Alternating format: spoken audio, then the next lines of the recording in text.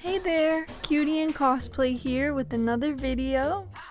In today's video, I wanted to talk about some guilty pleasure games of mine.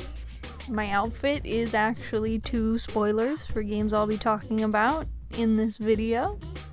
Now, these games are games that have a bad reputation, but regardless of their flaws, or unfortunately in some cases the damage it ended up doing to its franchise, I still have fun with them and enjoy them once in a while. Now, as you hear this list though, do keep in mind that I played most of these games when I was younger, so I am aware that nostalgia plays a big factor into how much you still enjoy something now, how willing you are to look past its flaws. Kingdom Hearts. Alright, so to start us off, my first guilty pleasure game is Digimon World 4.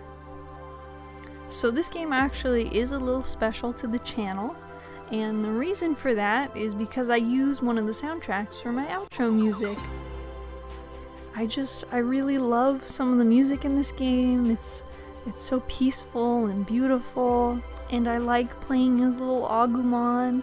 And the gameplay kind of resembles Gauntlet or maybe Diablo, but you know, of course, not as good. I will say that I never actually beat this game. I ended up finding it very difficult, but I do have good memories of the original Xbox, and you know, this game it's one of the reasons that I love that console.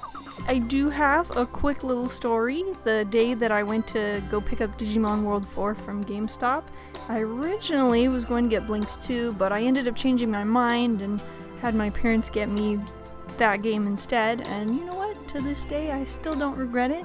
However, I will say that a few weeks later I did go back for Blinks 2 because I needed my kitty time sweeper. And my next guilty pleasure game is Zombie Revenge. So I'm gonna be honest here, I'm not the biggest House of the Dead fan. I do like the games, but they rank pretty low on my Sega games list. But Zombies Revenge, on the other hand, is another story for me. Just, you know, beat 'em up action with zombies, like, sign me up. This is one of the few horror games that I was brave enough to play without getting too scared as a kid. The game's just, it's really fun to play through with friends and family, and the voice acting. Pure gold. Just once you see those glorious cutscenes, you will never forget them, trust me. Importance coming up. The next instruction. Said? He's going to release the virus. What? Where? I know that this game isn't considered that great, but I love it, and I would really like to see more House of the Dead beat-em-ups, or even just a remake of this game. Next up is Sonic 06. I know that this game did incredible amounts of damage to the Sonic franchise. I'm very sad about that.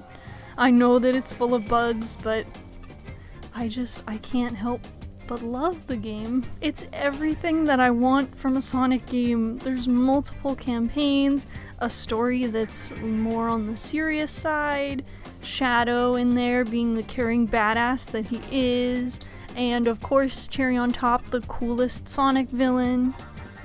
The stages are memorable, the music, my god, it is Mario Galaxy tier music. Like Sonic and orchestra, they go together like peanut butter and jelly. So yeah, I really appreciate what the Sonic team was going for here. It's just a shame that they were rushed and it ended up coming out broken. I mean, it's not fair. There was just so many great ideas here. But, you know, oh well. I hope that one day this can get a proper remake or remaster. And I will say that yes, I am aware of the fan project to fix it, and I will definitely play that once it's completed. Next game on my list is Resident Evil 6. Oh boy, whenever I hear this one brought up, it is either the worst Resident Evil game in existence or the most fun game, and I bet you can guess which camp I'm in. I think it is the most fun. The amount of content in this game is just insane. 4 campaigns, 3 versus modes, a monster mode that lets you invade other players' campaigns to hunt them down, like, amazing. I just never get tired of this game. I seriously own 4 versions of this game, and honestly, if it gets another re-release in the future, I will probably buy it again. I'm a big fan of the horror action games, especially when they have co-op, so this game just, it really speaks to me. The gameplay is addictive and I really enjoy the story. It feels like an 80s action movie. It's tons of fun. I will say that it makes me sad to see such a big divide in the Resident Evil fan base, but I am glad that this was made, as it's one of my favorite co-op games along with Resident Evil 5. Next game is Mega Man X6. I do tend to see that a lot of Mega Man fans only like X 1 through 5, but I think that X6 is really fun. Yes, it is difficult. Yes, the level design isn't as good as the previous games, but you know, the core gameplay, it still feels like Mega Man X. I love the soundtrack too, just so good. And I have another little quick story here, so this is actually more like a little confession to make. This was the very first pirated game that I ever played on a PS1. So there was a family friend that like knew someone who knew how to mod consoles, and like they had burned games on CDs.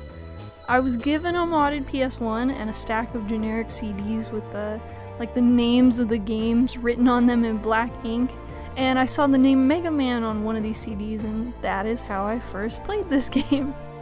Fun fact, I do still have a stack of burned games, but they are for Dreamcast, since I did end up losing my modded PS1.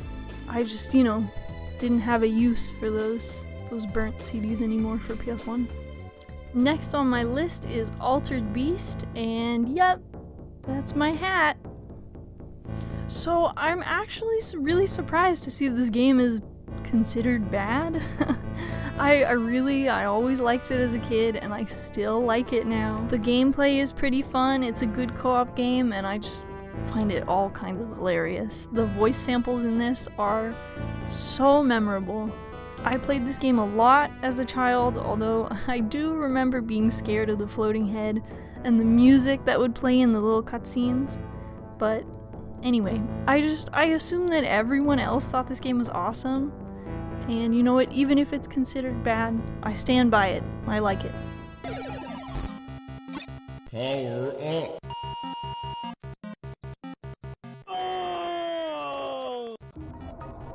And the last game on my list today is Clay Fighter 63 and a third. That's right, it's my shirt. Yeah, I don't know why, but I like this game.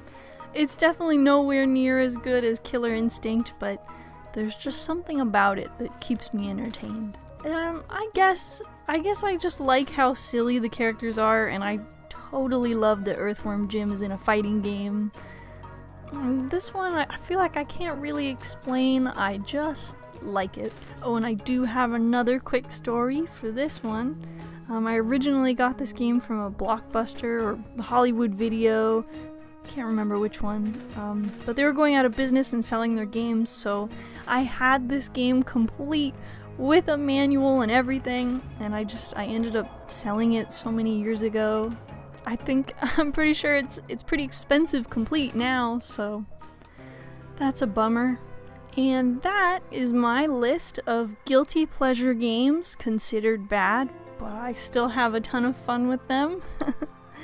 Yeah, you know, sometimes games, they come up with cool ideas, but they're executed poorly, or sometimes they're just so bad that they're good again, like Blue Stinger. So I'm wondering what games you guys have for guilty pleasure games. Do you have some games that you enjoy that are considered to be bad, or just flat out are bad but you still really enjoy them? Anything like that, give me a list, give me one, give me two, whatever you feel like. And yeah, thank you so much for watching. I hope that you have a great day, and that I'll see you in the next video. Bye!